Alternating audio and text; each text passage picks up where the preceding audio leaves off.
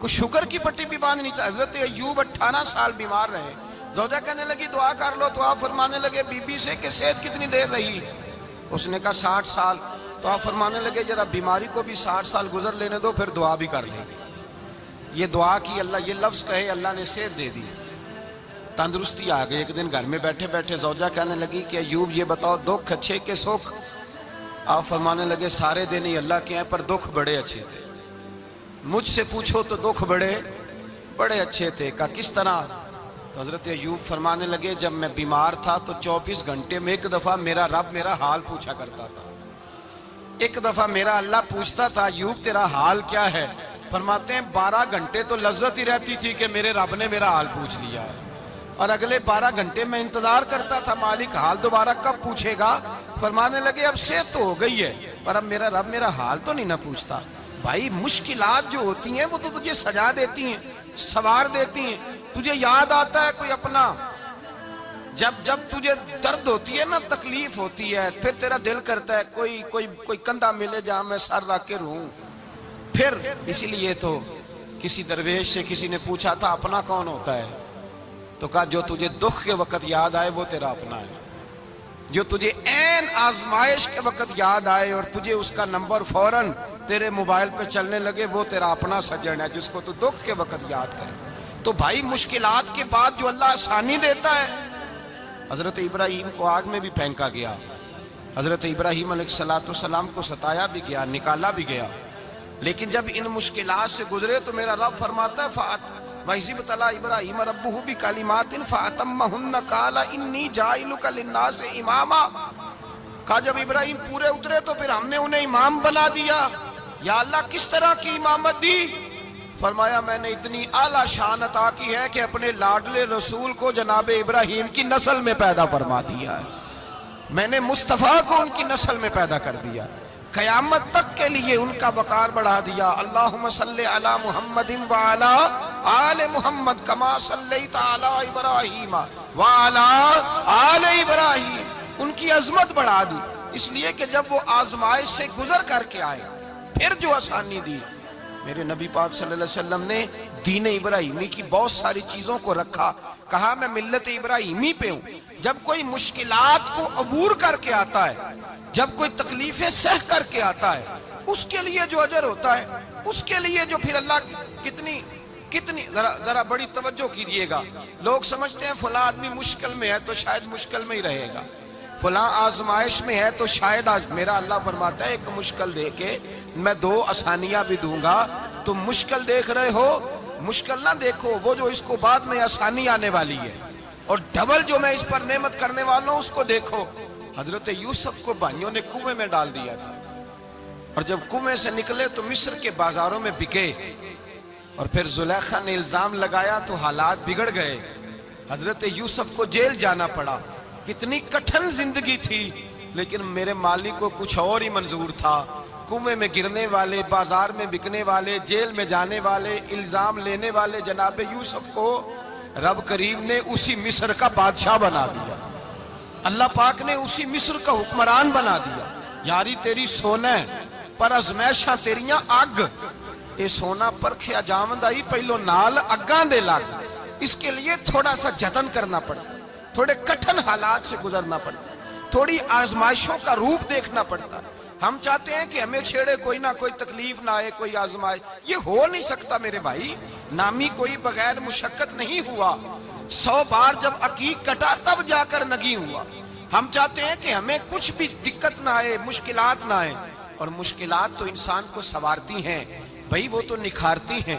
کبھی پوچھا کرو جا کر کے کسی گندم کے دانے سے کہ تو کہاں سے ہو کے آیا ہے, کہاں سے نکل کے آیا ہے, تو وہ بتلائے گا کہ بڑے مشکل مراحل سے گزرا ہوں, اور پھر اللہ نے مجھے طاقت دی ہے کہ میں انسان کے وجود کا حصہ بناؤں. تو بھائی کٹھن مراحل, آزمائشیں, تکلیفیں, یہ انسان کو بڑا انسان بنا دیتی, یہ اس کے لیے ترقیوں کا پیش خیمہ ہوتی. ہمارے جوان پریشان ہو جاتے ہیں, عورتیں خاص کر کے اس بات پہ توجہ کریں, وہ بڑی جلدی غم لے جاتی ہیں. وہ کہتی ہیں جانے میرا کچھ ہوگا ہی نہیں, جانے میرا کچھ ہو ہی نہیں سکتا. میرے بھائی درجنوں اور بیسیوں لوگ ایسے ہیں جن کی اولادیں نہیں تھی لیکن نام ان کا ان سے بھی زیادہ ہے جو بڑے بڑے صاحب اولاد. حضرت خواجہ معین الدین اجمیری کو جانتے ہیں آپ لوگ؟ نہیں، جو جانتے ہیں وہ بولیں۔ جانتے ہیں جی؟ لو جی، کافی سارے جانتے ہیں، تھوڑے جی رہ گئے نا۔ جانتے ہیں نا خواجہ صاحب کو؟ ان کے کسی بیٹے کو جانتے ہوں؟ نہیں جانتے، نہیں جانتے، نہیں جانتے آپ ان کے بیٹے کو۔ حضرت خواجہ معین الدین اجمیری رحمت اللہ تعالیٰ علیہ کے بیٹے کو نہیں جانتے، لیکن ویسے آپ ہندوستان میں کسی آدمی کو چھیڑ کے دیکھیں، وہ کہے گا میں خواجہ صاحب کا روحانی بیٹا ہوں، میں اولاد۔ حضرت غوث اعظم رضی اللہ تعالیٰ عنہ کی اولاد کو کم لوگ جانتے ہیں، لیکن آپ ویسے کسی کو پوچھ کے دیکھیں 11ویں والا پیر کون ہوتا ہے، ہر آدمی ہاتھ اٹھا کے بتائے گا خدا کے فضل سے ہم پر ہے سایہ غوث اعظم کا، ہمیں دونوں جہاں میں ہے سہارا غوث۔ لوگ جھوم کے بتلائیں۔ میرے بھائی، یہاں لوگ پریشان ہو جاتے ہیں کہ اولاد ہوگی تو یہ ہوگا، فلاں ہوگا تو یہ ہوگا۔ بھائی ایسی کوئی بات نہیں۔ میرے پاس پیسے ہوتے تو میرا ابا بیماری سے فوت نہ ہوتا۔ جو مالدار ہوتے ہیں تو کیا وہ بچ جاتے ہیں؟ حضرت اسرائیل انہیں چھوڑ جاتے ہیں؟ او خدا کے بندے، تو کیسی بات کر رہا ہے؟ یاد رکھ، یہ جو آزمائشیں ہوتی ہیں، یہ جو تکلیفیں ہوتی ہیں، یہ جو تھوڑے سے مشکل حالات ہوتے ہیں۔ حضرت یونس علیہ السلام کی دوستی ہوگی حضرت جبریل امین سے، تو جناب جبریل ملنے آئے۔ حضرت یونس علیہ السلام فرمانے لگے جبریل میرا دل کرتا ہے مجھے اس بندے کی ملاقات کرا جو اللہ کا سب سے زیادہ عبادت گزار بندہ ہے۔ حضرت جبریل امین لے گئے دور دور فلسطین کے علاقے میں، اور لے جا کر ایک بندے سے ملاقات کرائی جس کی دونوں آنکھیں بھی کوئی نہیں تھی، دونوں بازو بھی کوئی نہیں تھی، دونوں پیر بھی کوئی نہیں تھی، اور اس بندے کی زبان پر لفظ بڑا کیا جاری تھے، یا اللہ تیرا شکر ہے، یا اللہ تیرا، بول کے کہیے، یا اللہ تیرا، اے اللہ تیرا شکر ہے۔ شکر شکر کر رہا تھا۔ حضرت جناب سیدنا یونس علیہ السلام کہنے لگے میں نے تجھے عبادت گزار کو ملانے کو کہا تھا، تو کہاں لے آیا؟ حضرت جبریل کہنے لگے یا یونس، یہ ہر چیز جانے کے باوجود اپنے رب کی رضا پہ راضی ہے۔ اس وقت دنیا میں نبیوں کے بعد جس سے اللہ سب سے زیادہ پیار کر رہا ہے وہ یہی بندہ ہے، یہ اپنے رب کی رضا پہ راضی ہے۔ اے تن میرا کنگی ہووے تے میں زلف سجن دی باواں، تے پوش میرے دی جتی بن جائے تے میں یار دی قدمی آواں، مارو مارو مینو مار مکاؤ کوئی عذر نہ پیش لے آواں، تے جے سونا ہی میرے دکھ وچ راضی، جے سونا ہی میرے دکھ وچ راضی، جے سونا ہی میرے دکھ وچ راضی، تے میں سکھ نو چلے ڈاواں۔ مالک کی جب اس حال میں راضی ہے تو بس ٹھیک ہو گیا، ٹھیک ہو گیا۔ وصل اچھا ہے نہ فراق اچھا ہے، بس جس حال میں محبوب رکھے وہی حال اچھا ہے۔ بس جس حال میں انہوں نے رکھا بات ٹھیک ہو گئی۔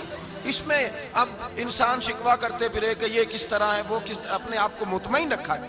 مشکل کے بعد جو آسانی آل، حضرت لقمان حکیم، ان کے نام پر قرآن مجید کی پوری سورت ہے۔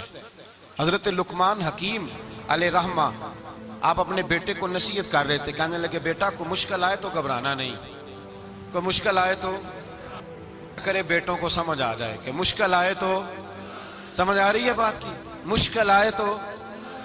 اور کیا خوبصورت جملے، بیٹے کو بٹھا کے کہتے ہیں بیٹا چھوٹی مشکل آئے گی تو اللہ بڑی مشکلات آسان کر دے گا، سمجھو چھوٹی مشکلات آئیں تو اللہ نے بڑی مشکلیں اس نے آسان کر دی۔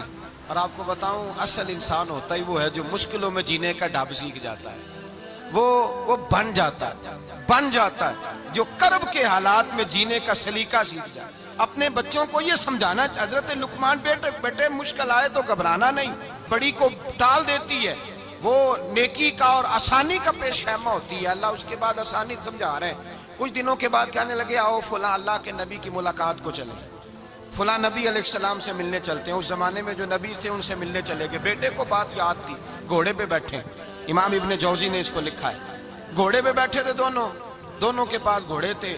اب رستہ بہت زیادہ تھا، کھانا ساتھ لے لیا، پانی ساتھ لے لیا، رستہ لمبا تھا، صحرا کا علاقہ تھا۔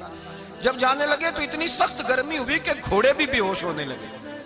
اچانک ایسی گرم لو چلی کہ گھوڑے بھی، اب دونوں باپ بیٹا جو تھے وہ بڑی جوش میں تھے کہ جانا ہی جانا ہے، گھوڑے سے اتر کر کے پیدل چلنے لگے۔ اب پیدل چلتے چلتے ذرا آگے گئے تو اب گرمی میں جتنا بندہ پیدل چلتا ہے اتنا پیاس بھی زیادہ لگتی ہے۔